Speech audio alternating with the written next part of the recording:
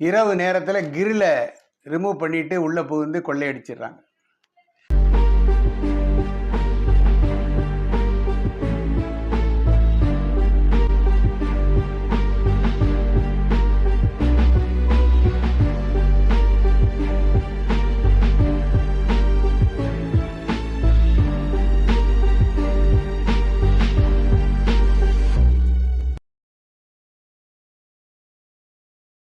வணக்கம் நண்பர்களே, நண்பிகளே, நான் உங்கள் சிங்கம்பட்டி மாடசாமி. 2005 சென்னை திருவல்லிக்கேணி மாவட்டத்தில் உள்ள காவல் நிலைய எல்லைகளில் வாரத்திற்கு ஒரு பங்களா வீட்டில் திருட்டு போயிட்டே இருந்துச்சு. தனி வீடு, பங்களா வீடு. இரவு நேரத்தில் கிரில ரிமூவ் பண்ணிட்டு உள்ள புகுந்து கொள்ளையடிச்சிடுறாங்க. வீட்டு உரிமையாளர் உள்ள இருக்கும்போதே சம்பவம் நடக்குது. கைரேகை எதுவும் கிடைக்கல. இந்த மாதிரி குற்றங்களை செய்யக்கூடிய குமாருங்கிற ஆளை அந்த நபரை கோடம்பாக்கம் காவல் நிலையத்தில் கைது செய்து குண்டர் தடுப்பு சட்டத்தில் ஓராண்டு சிறையில் அடைத்து விட்டாங்க. அந்த ஒரு வருஷமும் இந்த மாதிரி அஃபென்ஸ் நடக்காம இருந்தது. அவன் அங்கிருந்து ரிலீஸ் ஆகி கிட்டத்தட்ட 6 மாசம் ஆச்சு. இந்த இடைவெளியில தான் இந்த சம்பவங்கள்லாம் நடக்குது. கைரேகை கிடைக்காட்டாலும் சம்பவ இடத்தை பார்த்தப்போ இது குமார் தான், அவனுடைய கைவரிசை தான் இது, கைரேகை இல்லாத கைவரிசை அப்படின்னு போலீஸார் திட்டவட்டமாக முடிவுக்கு வராங்க. குமாரை தேட ஆரம்பிக்கிறாங்க. அவனை பிடிப்பதற்காக எக்மோர் உதவி ஆணையாளர் முரளி தலைமையில் ஒரு தனிப்படை, உதவி ஆய்வாளர் மோகன், ராஜா, ராமமூர்த்தி, 3 பேரும் இளைஞர்கள். இந்த நேரத்தில் திருவல்லிக்கேணி மாவட்டத்தில் உள்ள அரசினர் தோட்ட காவல் நிலையத்திற்கு தங்கரத்தனம்னு ஒரு இன்ஸ்பெக்டர் வந்து ஜாயின் பண்ணுறாரு. அந்த காவல் நிலையத்தில் அதிகமாக வேலை இல்லைனால இந்த தனிப்படையில் அவரை இணைக்கிறாங்க. அவர் மகிழ்ச்சியோடு அந்த தனிப்படையில் ஜாயின் பண்ணுறாரு. தங்கரத்தனம் துடிப்பானவர். இன்னும் சொல்ல போனால் எந்த காரியத்தையும் தைரியமாக செய்யக்கூடியவர். அவர் குமாரை பற்றி விசாரிக்க ஆரம்பிக்கிறாரு. குமார் அவனுடைய செயல்பாட்டில் அதிரடியானவன். அவனுக்கு குமார், பாம்பே குமார், நவாஸ்கான், குருசாமி, சுப்பிரமணி, கந்தசாமி இப்படிலாம் பேர் உண்டு. அவனுடைய சொந்த ஊர் எங்கன்னு பார்த்தா சிவகங்கை பக்கத்தில் ஒரு சின்ன கிராமம். அங்கே அவனுடைய வயசான அம்மா மட்டும்தான் இருக்கார். அவனுக்கு ஒரு சகோதரன் பலசரவாக்கத்தில் ஒரு கடை வச்சிருக்கான், சின்ன மளிகை கடை. அவனை போய் நீங்கள் குமார் எங்கே இருக்கான்னு கேட்டால் போதும் மறுநாள் உள்ளூர் கவுன்சிலருந்து இந்திய முதல் குடிமகன் வரைக்கும் மனு போட்டுருவான், என்ன போலீஸ் வந்து அராஜகம் பண்ணுது, தொந்தரவு பண்ணுதுன்னு. ஒருவேளை குமாரை நீங்கள் பிடிச்சிட்டிங்கன்னா உயர்நீதிமன்றத்தில் போய் ஹேபியஸ் கார்பஸ் ரிட்டு ஃபைல் பண்ணிடுவார். தங்கரத்னம் இந்த விவரங்கள்லாம் தெரிஞ்ச உடனே தன்னுடைய அதிரடி ஆட்டத்தை ஆரம்பிக்கிறாரு. குமாரோடைய அண்ணனை அழைச்சிட்டு போய் விசாரிக்க வேண்டிய முறையில் விசாரிக்கிறார். ஒரு தகவல் சொல்றாரு. அவர் எலிபன் கேட்டு காவல் நிலையத்துக்கு எதிரில் ஒரு வீட்டில் என் தம்பி இருப்பான் சார் அப்படின்னு நைட் 1 மணிக்கு கூப்பிட்டு போறாரு. அங்கே போய் கேட்டால் அந்த உரிமையாளர், சார் 3 மாதத்துக்கு முன்னாடி காலி பண்ணிட்டு போயிட்டான் சார் அப்படிங்கிற தகவலை தான் சொல்கிறார் அவர். ஆனால் அதே நேரத்தில் இன்ஸ்பெக்டர்கிட்ட ரகசியமாக, சார் அவன் எங்கே இருந்தாவது எப்போது என்கிட்ட பேசுவான், ஒரு லேண்ட்லைன் ஃபோன் நம்பர் இருக்குது அப்படின்னு அந்த நம்பரை கொடுக்குறாரு இன்ஸ்பெக்டர்கிட்ட.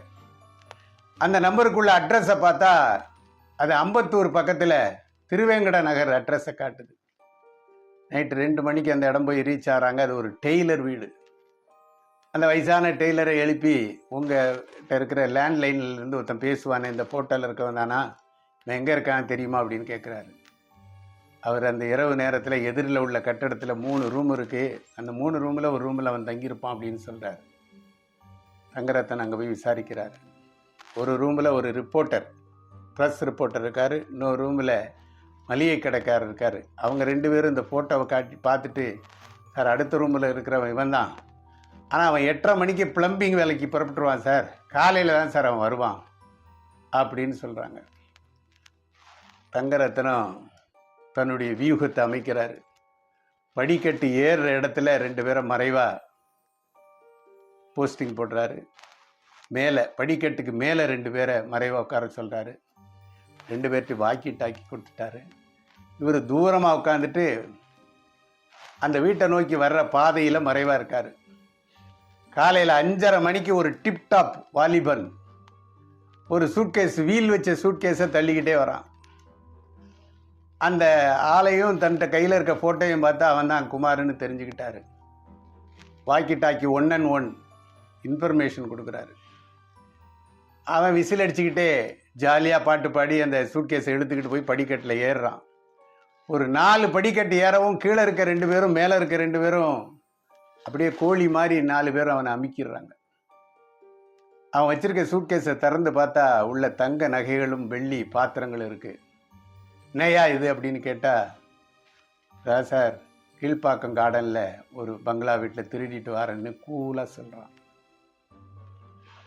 தங்கரத்னம் அவனை கொண்டு போய் விசாரிக்கிறார். அவனுடைய வாக்குமூலம் என்னன்னா, சார் பெரிய பெரிய பங்களாக்களில் 2 பேர் 3 பேர் தான் இருப்பாங்க.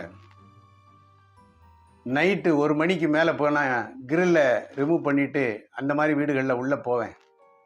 ஏசி ரூமுக்குள்ளே அப்படியே உன்னதமாக தூங்கிட்டு இருப்பாங்க. தட்டினா கூட, கதவை தட்டினா கூட வெளியே வர மாட்டாங்க சார். அந்த வீடுகளில் திருடிட்டு வருவேன் சார்ன்னு கிட்டத்தட்ட அண்ணா நகரில் ஆரம்பித்து அமைஞ்சிக்கரை, அரும்பாக்கம், சிந்தாதிரிப்பேட்டை, திருவல்லிக்கேணி, மயிலாப்பூர், அடையாறு வர 32 வீட்டில் 32 பங்களாக்களில் திருடினதை ஒத்துக்கிட்டான். எங்கேயா அந்த நகைகள்லாம் அப்படின்னு கேட்டப்போ, சார் விருத்தாச்சலம் பக்கத்தில் ஒரு வில்லேஜில் என் ஃப்ரெண்டு ஒருத்தர் இருக்கான் விவேக், அவன்கிட்ட கொண்டு கொடுப்பேன் சார், அவனும் நானும் திருச்சிக்கு போவோம் அப்படின்னு ஆரம்பித்தான். அப்படியே ஏக்தம் தங்கரத்னம் விருத்தாச்சலத்துக்கு பார்ட்டியோட போனார். விவேக்கை தூக்குனார். விவேக்கை கேட்டப்போ சொல்கிறான், சார் நானும் குமாரும் திருச்சியில் மலைக்கோட்டைக்கு அடிவாரத்தில் ஒரு சர்ச் இருக்குது, அது பக்கத்தில் போய் நின்றுட்டு நான் திருச்சியில் இருக்க தினேஷுக்கு ஃபோன் பண்ணுவேன் சார். அவன் ஃபோனில் கேட்பான், மஞ்சப்பூவா வெள்ளைப்பூவான்னு கேட்பான் சார். மஞ்சப்பூனா என்னையா அப்படின்னு. மஞ்சப்பூனா தங்கம் சார், வெள்ளைப்பூனா வெள்ளி. இதை தகவலை கேட்ட 1/2 மணி நேரத்தில் மோட்டர் சைக்கிளில் வருவான் சார். பொருளை கொடுத்தோன்னே பணத்தை வாங்கிட்டு வந்துடுவேன் சார் அப்படிங்கிறான். இதே மாதிரி விவேக்கும் குமாரோட தங்கரத்னம் திருச்சிக்கு போகிறாரு. மலைக்கோட்டை அடிவாரத்திலேருந்து விவேக் பேசுகிறான். 1/2 மணி நேரத்தில் தினேஷ் வந்து சேர்றான். தங்கரத்னுடைய தனிப்படை விசாரணை வலைக்குள்ளே வந்துடுறான். அங்கேயே திருச்சி பக்கத்தில் முக்கொம்புன்னு ஒரு இடம் இருக்குது, அங்கே கொண்டு போய் வச்சு விசாரிக்கிறாங்க. வாங்கின நகையெல்லாம் ரிட்டர்ன் வருது. திருட்டு போனதில் 40% நகை தானே வந்திருக்கு, மீதி எங்கடான்னு விவேக்க அப்படி இன்னும் கொஞ்சம் ஒரு டைப் பண்ணாங்க. சார் சார் சார் உண்மையை சொல்லிடுறேன் சார், மதுரை மாயாண்டிகிட்ட இருக்குது சார் அப்படின்னு சொன்னான். நேராக தங்கரத்னம் திருப்பி சென்னைக்கெல்லாம் வந்தால் ரொம்ப லேட் ஆகும்னு அப்படியே மதுரை போகிறாரு. மதுரைக்கு போனால் மாயாண்டி கேரளாவுக்கு போயிருக்கான். அங்கேருந்து விவேக் பேசுகிறான், மஞ்சப்பூவோடு வந்திருக்கிறேன், நிறைய மஞ்சப்பூ இருக்குது, குமாரும் கூட இருக்கிறான் அப்படின்னு சொன்ன உடனே, நான் ப்ரோக்ராமே கேன்சல் பண்ணிவிட்டு நாளைக்கு காலையில் வந்துடுவேன், நீ அங்கேயே வெயிட் பண்ணு அப்படின்னு சொல்கிறார் மாயாண்டி. மறுநாள் காலையில் ட்ரெயினில் வந்து இறங்கின உடனே தனிப்படை கைக்குள்ளே வந்து மாயாண்டி சேர்ந்தான். அவனையும் விசாரணை பண்ணதில் கிட்டத்தட்ட 70% நகைகள் மீட்கப்பட்டது.